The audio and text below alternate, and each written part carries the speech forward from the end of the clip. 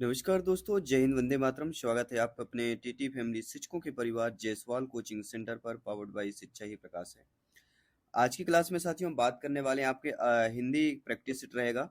हिंदी के practice set में latest हम 15 क्वेश्चन करेंगे, 15 प्रश्न करेंगे, जिसमें आपके अपठित गद्यांश और अपठित पद्यांश करेंगे, जो आपके न्यू सिलेबस एग्जाम पैटर्न के अकॉर्डिंग रहने वाले हैं। तो क्या आप सभी लोग तैयार हैं इन सभी प्रश्नों को अटेंड करने के लिए, फीडबैक करने के लिए? तो चलिए सभी लोग तैयार हो जाइएगा। संडे स्पेशल क्लासेस चल रही है। तो अपठित गद्यांश आपका दिया गया है कि इस युग के युवक के चित्त को जिस नई विद्या ने सबसे अधिक प्रभावित किया है वह मनोविश्लेषण है। यह आपका अपठित गद्यांश रहेगा। इस गद्यांश रिलेटेड फिर हम क्वेश्चंस करेंगे, फिर पद्यांश रहेगा, पद्यांश के क्वेश्चन करेंगे। जैसे बिल्कुल 15 प्रश्न अपठित गद्यांश पद्यांश आएंगे, इनके ग्रामर के क्वेश्चन आएंगे, उसी प्रकार से हम करने जा रहे हैं। बाकी सभी क्लासेज फ्री ऑफ कॉस्ट चलिए, जिनका आई बटन पे प्लेलिस्ट बना दिया गया है। प्लेलिस्ट ज्वाइन कीजिए, प्रिपरेशन को मजबूत कीजिए और तैयारी 101% करिएगा।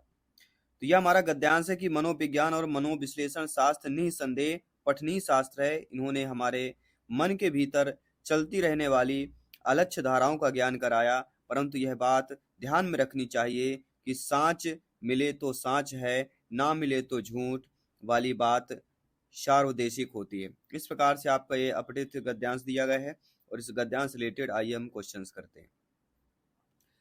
इस गद्यांश रिलेटेड पहला प्रश्न क्या पूछा जा रहा है कि हमारे चेतन चित्त के विचारों और कार्यों को हमारी चिंतन पद्धति रूप दे रही है, हमारी भावनाएं रूप दे रही है, हमारे अवचेतन चित्त शक्तिशाली सत्ता ही रूप देती है, या हमारा चेतन चित्त रूप दे रहा है? यहाँ पे आंसर क्या हो जाएगा, सभी लोग बताइएगा। हमारे चेतन चित्त विचारों और कार्यों को। अब हमें क्या करना पड़ेगा, यहाँ आपको क्या देखना है। अब देखिएगा यहाँ पे दिया गया है, कुछ इस प्रकार सोचता है कि अब चेतन चित्त की शक्तिशाली सत्ता हमारे चेतन चित्त के विचारों और कार्यों को रूप दे रही है। दिखा गया है ना। अब देखिए ऑप्शन में क्या दिया गया है, तो ऑप्शन हमारा कौन सा ही हो जाएगा, हमारे अवचेतन चित्त की शक्तिशाली सत्ता ही रूप दे रही है, इसलिए यहाँ पे थर्ड वाला ऑप्शन सही हो जाएगा। तो सारा कुछ आपके गद्यांश में ही लिखा गया रहता है कुछ क्वेश्चन, बाकी जो ग्रामर क्वेश्चन रहते हैं वो आपको पढ़ना पड़ेगा। तो ग्रामर का भी हम प्रैक्टिस कर रहे हैं, अपने इस गद्यांश पद्यांश का भी कर रहे हैं, हर एक प्रकार से कर रहे हैं, क्योंकि हमें हिंदी में 15 में से 15 नंबर कंफर्म करना ही है, सिलेक्शन पाना ही है।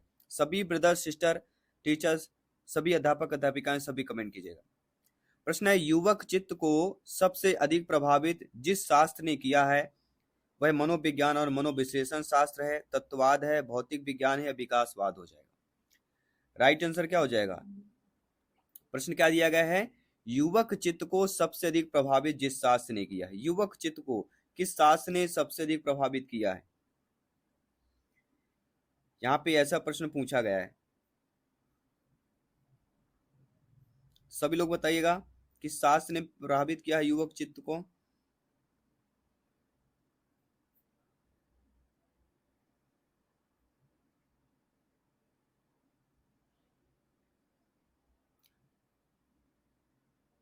अब यहाँ पे ध्यानपूर्वक देखते जाना है, समझते जाना है, और इसी प्रकार के एग्जाम में प्रश्न आते हैं। अब यहाँ पे देखिएगा कि पहले ही लाइन में दिया गया है, इस युग के युवक के चित्त को जिस नई विद्या ने सबसे अधिक प्रभावित किया वह मनोविश्लेषण है।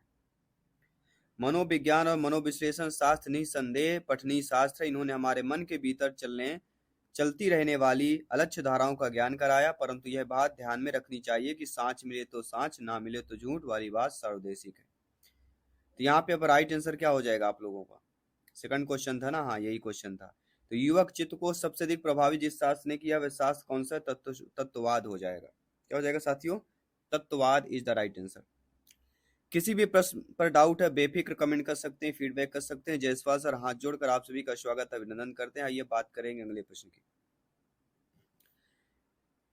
जीवन शास्त्र और पदार्थ विज्ञान के नवीन तथ्यों के साथ किसका सामंजस्य स्थापित नहीं किया जा सकता? मनोविज्ञान शास्त्र का, नवीन साहित्य का, तत्व का, या अवदमित वासनाओं का नहीं किया जा सकता? जीवन शास्त्र और पदार्थ विज्ञान, तो जीवन शास्त्र और पदार्थ विज्ञान की यहाँ पे बात की जा रही है। तो जीवन शास्त्र और पदार्थ विज्ञान वाली हमें क्या लाइन देखना पड़ेगा, तभी तो हम उसका आंसर सटीक आंसर बता पाएंगे। ठीक है ना।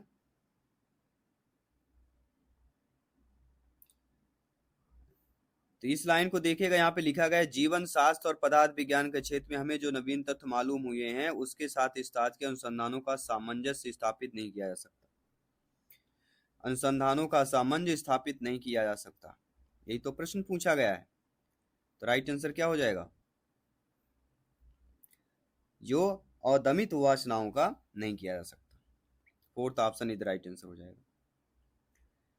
अगला प्रश्न क्या दिया गया है? अगला प्रश्न स्क्रीन पर दिया गया है, मन के भीतर चलती रहने वाली अलक्ष्य धाराओं का ज्ञान कराया जाता है।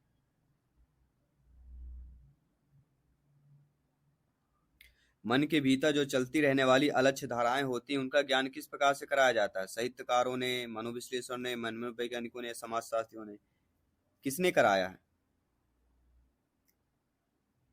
तो आप सभी लोग जानते समझते हैं समाजशास्त्रियों ने कराया है मन के भीतर रहने वाले लक्ष्य को। आइए देख लेते हैं कि मन के भीतर रहने वाले लक्ष्य को कितने जो है कराया है। तो समाजशास्त्री इज द राइट आंसर, अभी हमने कहीं पढ़ा था, आपके गद्यांश में ही पढ़ा था।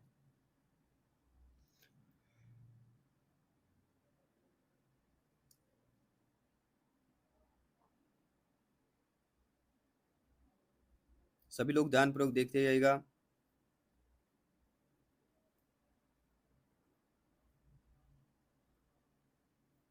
देखिए हर एक लाइन, हर एक ये आपके क्वेश्चंस के साथ साथ और हर एक अपृत गद्यांश पद्यांश इंपॉर्टेंट है। मान लीजिए यही अपृत गद्यांश अगर पूछ लिया गया, कहीं ना कहीं आपके एग्जाम के लिए आपके बहुत ही बेनिफिट होने वाला है, ठीक है ना। तो मन के भीतर चलने वाली जो अलक्ष्य ज्ञान होती हैं उनका यहाँ पे किसके संबंधित हो जाएगा? सभी लोग ध्यानपूर्वक देखिए। यहाँ से हम चले गए थे, इन्होंने मन के भीतर चलती रहने वाली अलक्ष्य धाराओं का ज्ञान कराया। मनोविज्ञान और मनोविश्लेषण शास्त्र निसंदेह पठनीय शास्त्र है, परंतु यह बात ध्यान में रखनी चाहिए कि सांच मिले तो सांच, ना मिले तो जूठ, यह सावदेशी है। तो मनोविज्ञान और मनोविश्लेषण शास्त्र निसंदेह पठनीय है और इन्होंने हमारे मन के भीतर चलने वाली अलक्ष्य धाराओं का ज्ञान कराया। अब हमारा ऑप्शंस क्या दिया गया था? साहित्यकारों ने, मनोविश्लेषकों ने, वैज्ञानिकों ने, समाजशास्त्रियों ने। तो राइट आंसर यहाँ पे क्या हो जाएगा?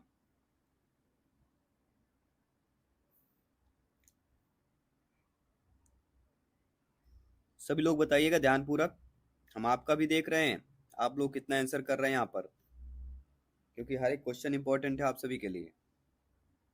चलिए राइट आंसर आ चुका है। मनोवैज्ञानिक होंगे, मनोविश्लेषण होंगे, या समाजशास्त्री होंगे, या साहित्यकार होंगे। अभी हमने क्या पढ़ा यहाँ पे? ये अक्सर यही गलती करते हैं आप लोग, और इसी गलती से हमें सीखना है और दोबारा गलती नहीं करना है। यहाँ पे क्या दिया? मनोविज्ञान या मनोविश्लेषण शास्त्र। मनोविज्ञान और मनोविश्लेषण शास्त्र दिया गया है।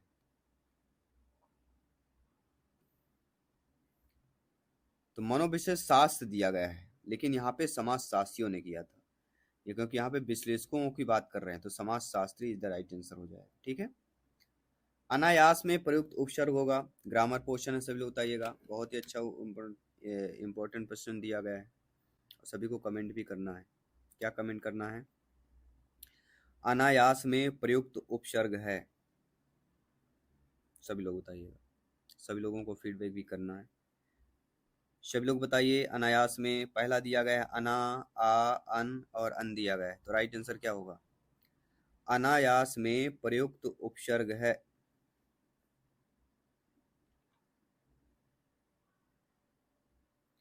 देखिए उपसर्ग प्रत्यय एक नंबर का आना ये कन्फर्म करिए, चाहे उपसर्ग पूछा जाए, चाहे प्रत्यय आ जाए, चाहे दोनों आ जाए, ठीक है। तो यहाँ पे अनायास में कौन सा हो जाएगा? अन उपसर्ग हो जाएगा। अब अन कौन सा वाला होगा? फोर्थ वाला होगा या सेकंड वाला होगा? इसमें कौन सा अन होगा, ये भी बहुत इंपॉर्टेंट है,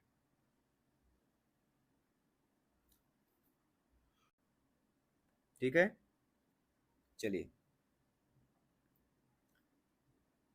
तो अनायास में अन उपसर्ग हो जाएगा, कौन सा होगा? अन उपसर्ग हो जाएगा, इधर राइट आंसर हो जाएगा।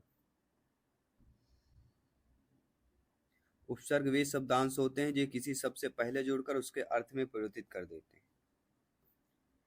और अगला प्रश्न देख लेते हैं। अगला प्रश्न है मनोविज्ञान का संधिविच्छेद क्या होगा? जी हाँ, मनोविज्ञान का, सभी लोग बताइएगा अच्छे तरीके से, ध्यानपूर्वक सभी को कमेंट करना, फीडबैक करना है, हर एक क्वेश्चन इंपॉर्टेंट है। मनोविज्ञान का संधिविच्छेद है,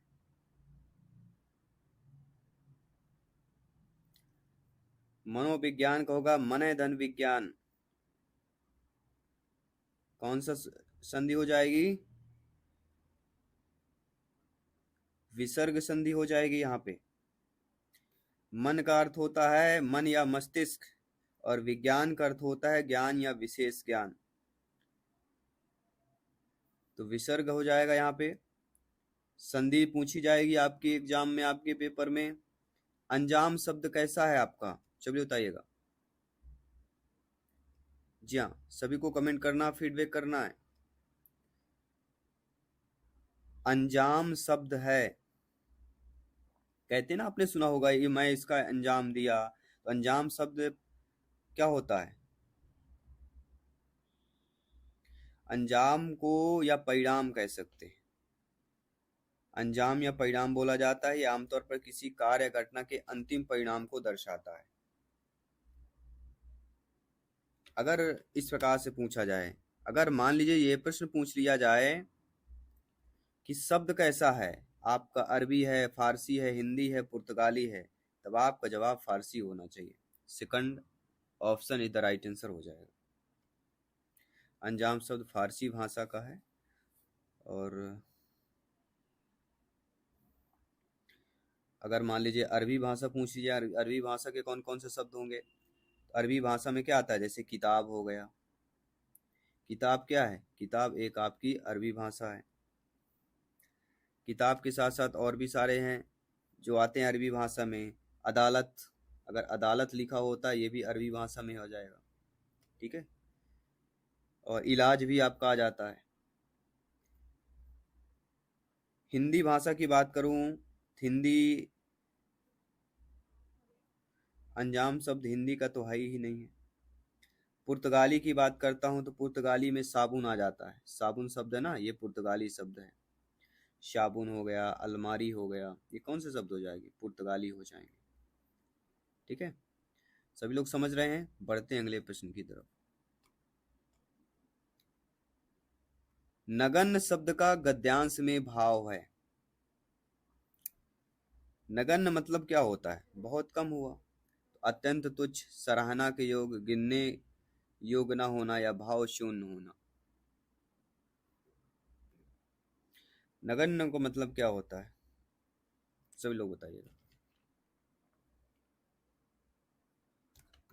एग्जाम हॉल में जो आपका गद्यांश रहेगा वो आपके सामने रहेगा, हर एक क्वेश्चन में गद्यांश लिखा रहेगा। पहले गद्यांश रहेगा, पद्यांश रहेगा, उसके बाद उसके नीचे उसके क्या रहेंगे? उस गद्यांश के नीचे आपके क्वेश्चंस रहेंगे। तो नगण्य शब्द का यहाँ पे पूछा जा रहा है, नगण्य शब्द का भाव क्या होता है? नगण्य मतलब बहुत कम होना, कहते हैं ना, बहुत नगण्य मतलब बहुत छोटा होना। छोटा भी बोल देते हैं ना कि नगण्य शब्द में मतलब बहुत छोटा होना, कई सारी चीजें जो बोली जाती हैं। लेकिन इसमें जो नगण्य शब्द की बात कर रहा है, नगण्य का मतलब क्या होता है?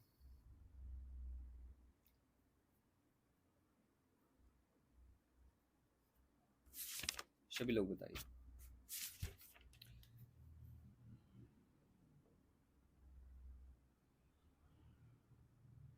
देखिए, नगण्य में अगर हम देखें, यहाँ पे आपके गद्यांश में मैं देख रहा हूँ, गद्यांश के अकॉर्डिंग देखा जाए तो गिनने योग्य न होना, नगण्य मतलब बहुत छोटा, इसको गिना नहीं जा सकता। गिनने योग्य न होना ऐसा प्रतीत हो रहा है, यहाँ पे इसका आंसर हो जाएगा।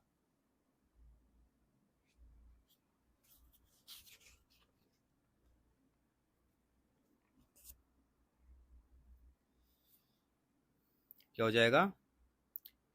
नगण्य मतलब मनुष्य द्वारा स्वयं पर अभिमान करने की प्रवृत्ति को अत्यंत हेय दृष्टि देखा जाता है, इसे अभिमान करने के प्रति को लेखक ने नगण्य कहा है।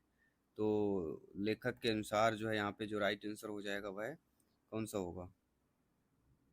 लेखक के अनुसार राइट आंसर क्या होना चाहिए? लेखक के अनुसार यहाँ पे राइट आंसर अत्यंत तुच्छ हो जाएगा। नगण्य शब्द मतलब हम अक्सर क्या सोचते हैं कि ये गिनने योग्य न होना, लेकिन एग्जाम में नगण्य शब्द का गद्यांश में भाव अत्यंत तुच्छ की ओर दर्शा रहा है। अगला है उपरोक्त अवतरण का उपयुक्त शीर्षक चुनना। तो उपयुक्त शीर्षक चुनेंगे तो चेतन और चेतन चित्त का संबंध यहाँ पे आ जाएगा। नो डाउट सब लोग समझ रहे हैं अच्छे तरीके से। आइए बात करते हैं अगले प्रश्न की। अगला प्रश्न भी आप लोगों की स्क्रीन पर है और प्रश्न क्या पूछा जा रहा है, हमारे पद्यांश दिया गया है कि हे जन्म लेते जगह में एक ही पौधा उन्हें है पालता, रात में उन पर चमकता चांद भी एक ही सी चांदनी है डालता, छेद कर कांटा किसी की अंगुलियां फाड़ देता है किसी का वरवशन, प्यार डूबी तितलियों के पर कतर भौर का है वेध देता श्याम तन, फूल लेकर तितलियों को गोद में भौर को अपना अनूठा रस पिला, निज सुगंधों का निराले ढंग से है सदा देता कली का जी खुला। ये आपका पद्यांश दिया गया है। अब एग्जाम में पेपर में इस पद्यांश से रिलेटेड अब हम प्रश्न करने जा रहे हैं, तो सभी लोगों को ध्यानपूर्वक समझना है, समझिएगा। कह रहा है कि कवि ने कोट शब्द का प्रयोग किसके लिए किया है?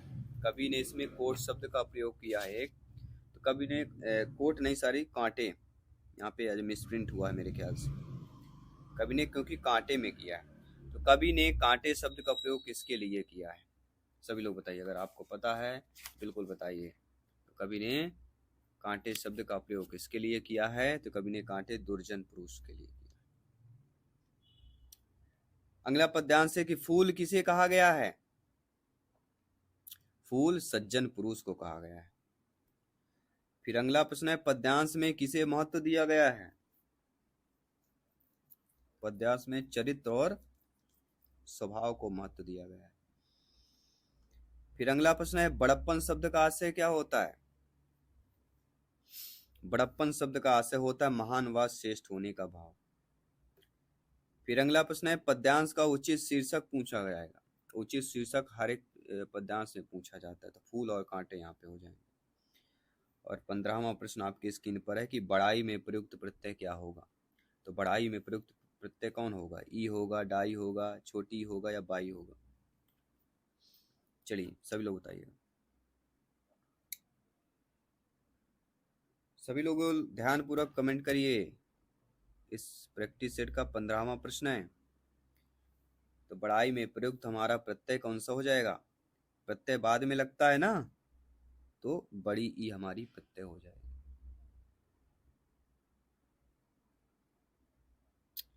आई होप सभी लोग समझ गए अच्छे तरीके से। सभी क्वेश्चन को अटेंड किया, बहुत बहुत धन्यवाद सभी का। बाकी सभी क्लासेस चल रही, ज्वाइन कीजिए, प्रिपरेशन को मजबूत कीजिए। मिलता हूँ आपकी अगली क्लास पे। धन्यवाद सभी का।